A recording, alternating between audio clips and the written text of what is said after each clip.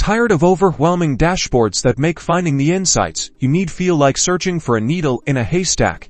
Then get ready to unlock the power of slicers in Qlik Sense and transform your data exploration experience. Let's jump right in first.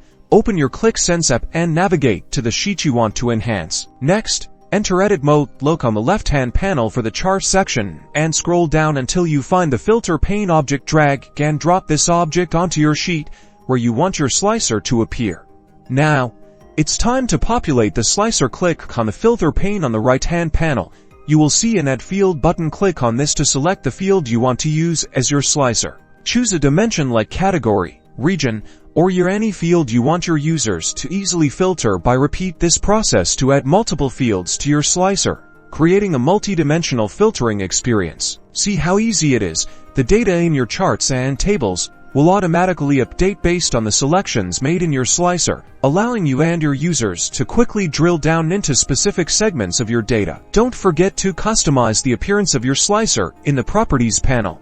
You can adjust the layout, selection style, and even add a title to make it visually appealing and user-friendly. And there you have it. Now you can create intuitive and interactive dashboards that empower users to explore data with ease using slicers in Qlik Sense. Happy analyzing!